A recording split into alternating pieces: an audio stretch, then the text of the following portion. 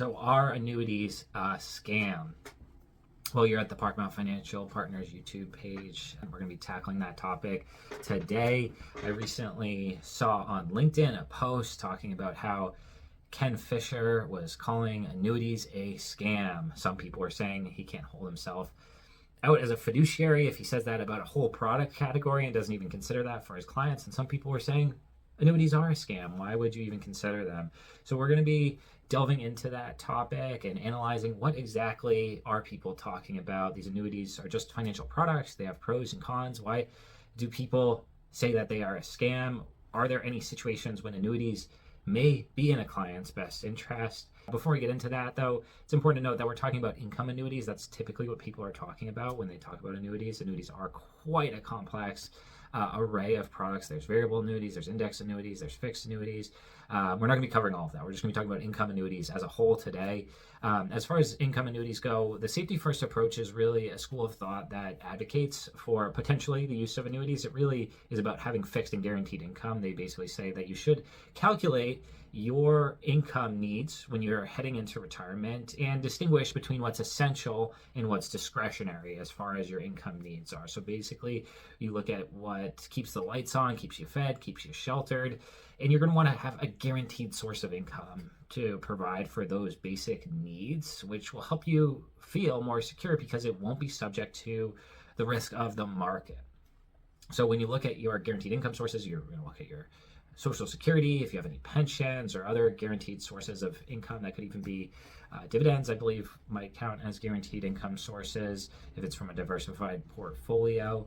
And they're saying if there's a gap with your current forecasted guaranteed income and what your essential income needs are, you should consider purchasing an annuity to cover the essential expenses. And that's going to provide a guarantee for that need throughout your retirement all the way until you die, regardless of how long you live. And that's great because the markets could go up, they could go down, but you're never going to have to worry about running out of money and not being able to provide for your needs. Whereas if it's 100% in the market, there's a lot more risk. You could risk taking too high of a withdrawal rate if you're not careful. You could be taking withdrawals at the wrong time and not being careful about taxes. You could be subject to market risk if the market goes down dramatically and you're not managing your withdrawals in those times. All of that could lead to a negative outcome, potentially running out of money and not being able to provide for these basic needs. So that is the safety first approach to retirement income planning, and that's why some people say annuities make sense. But it should be evaluated on a case-by-case basis. Now, what are the drawbacks to annuities? There are several key drawbacks to annuities. The first of which is the complexity. Annuities have a lot of different features to them that can increase the cost and reduce your income from the product. If you want to return a premium, if you don't use the income from your annuity, that's going to cost a little extra. If you want to purchase some inflation protection, that's going to cost a little extra. And so all of these different intricacies are different hidden charges that are challenging for some people to understand if they're not well versed in these products. The second big drawback to annuities is they're not great from an estate planning standpoint. Generally speaking, when you give your money to an insurance company, you are giving up control of that money and that nest egg in exchange for that guaranteed annuity stream for the rest of your life. There are certain provisions you can purchase that will return money back to you if you don't use the product. But again, that does add to your cost and diminishes the amount of the annuity stream that you're able to get back from the product. And thirdly, from an inflation standpoint, they're not ideal because while you can purchase inflation protection, generally speaking, that's not tied to the CPI. You're just purchasing a percentage increase on that income stream, which could be 1, 2, 3, 4, I think up to 5%. And that diminishes the income that you can get from that product by the degree that you increase for inflation. And it does not guarantee against years of high inflation, which you may not be hedged against, where other products may be better suited to hedge against inflation. So why don't I recommend most people do annuities if the safety first approach makes sense? Well, I do think that the safety first approach is sensible. I think it's mostly a good fit for people that are extremely risk averse.